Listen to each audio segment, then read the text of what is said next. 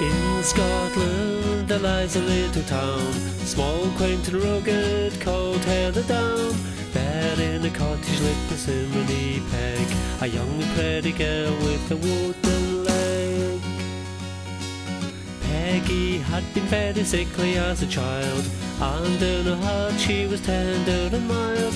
She was kind and good and honest and true, cascading copper curls and eyes of blue. Across town lived a Ceilidh Dick. He could shuffle cars, he knew every trick. He was rugged and handsome and brazen and bold. There was nothing in town he had not sold. Peggy was sweet and very wealthy too, the kind of lass young Dick would woo. I'll marry that girl, to his cronies he would boast. To Dick and money his ruffian would toast. Now Peggy could paint and Peggy could sew, but in her heart she was feeling low. Her heart was heavy, she could not abide the lack of a husband by her side. So Dick, he had the plan to rid the town of any man whose heart the path to Peggy led would soon find her rather somewhat dead. Now Dick was strong and he was cruel, revenge and hate make a combustible fuel. The townsfolk knew that to get in Dick's way, that man would not live to see another day. There was a farmer called Robbie Flint, thin, not tall and with a sort of squint. He was a quiet man, laid his own table. He had no friend but his old Aunt Mabel. Ah, poor Robbie was not a handsome fellow. He was bald and his teeth were yellow. He was a simple lad, both kind and good. He would take a wife if only he could. He toiled on the farm both hard and long, as he whistled and sang a simple song. Peggy, my love, what bliss! A glance, a smile, a hug, a kiss. Meanwhile a summer evening rather late, Dick wooed Peggy at the saddler's gate. The townsfolk watched in disdain and alarm, as poor Peggy fell for Dick's cold charm.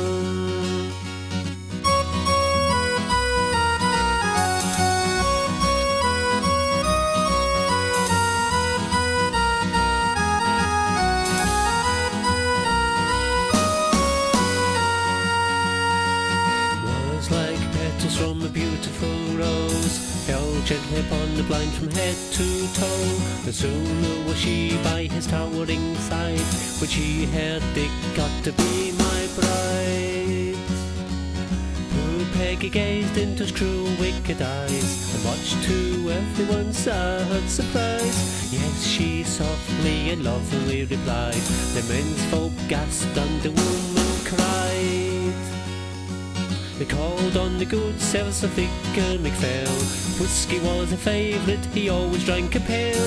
He could dance and he could sing, he loved to eat, so he dined like a king.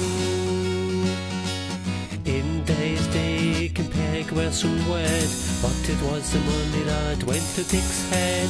For he was now a very wealthy man, all he needed now was a very crafty plan. High in the church stood a cross in gold. Dick would sell it, but it couldn't be sold, so he planned to have it melted down. Dick knew a blacksmith somewhere in town. As the moon crept behind the cloudy sky, an axe struck the door where hope never dies. Splintered and broken the ancient wooden door, surrendered to Dick's vigour as the lock hit the floor. The vicar cried and wept early next morn. Where could our sacred cross have gone? What kind of evil, despicable man could carry out such an evil, wicked plan?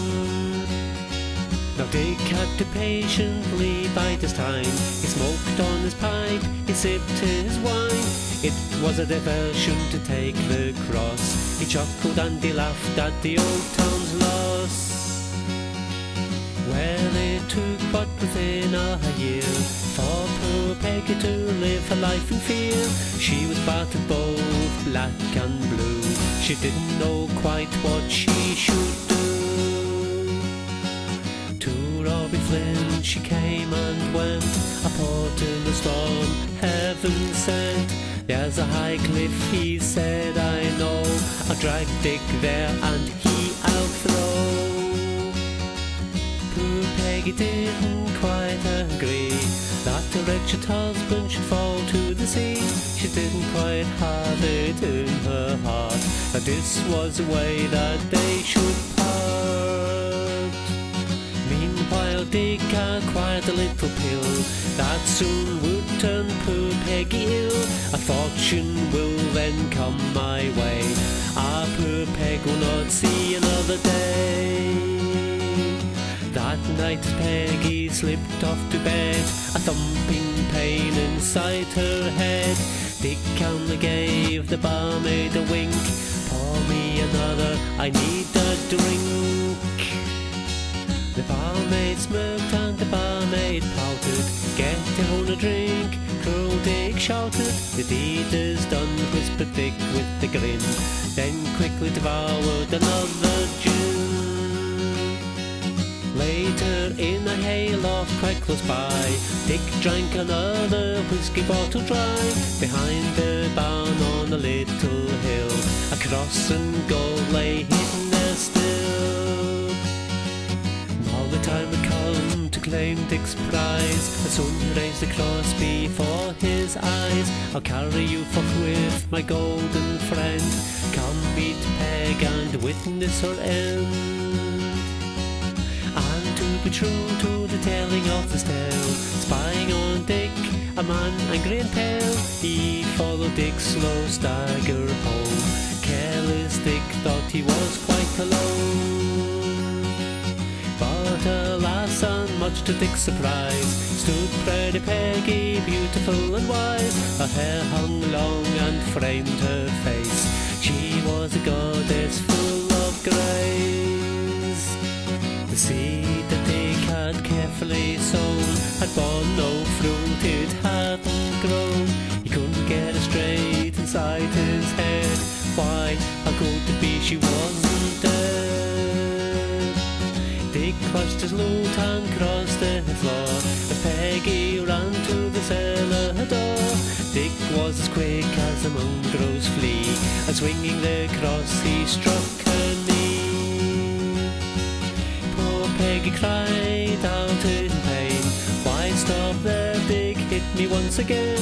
Then suddenly the candle it went out, a ghostly figure, a hellish shout. As Dick turned something struck his head, a blow from the cross, now Dick was dead. And now a twist to this incredulous tale, up from the cellar popped Vic McPhail. What a tragedy, what a terrible shame, poor widow Peggy, no one is to blame. Robbie Flint looked on in dismay, who knew what part in the drama he had played.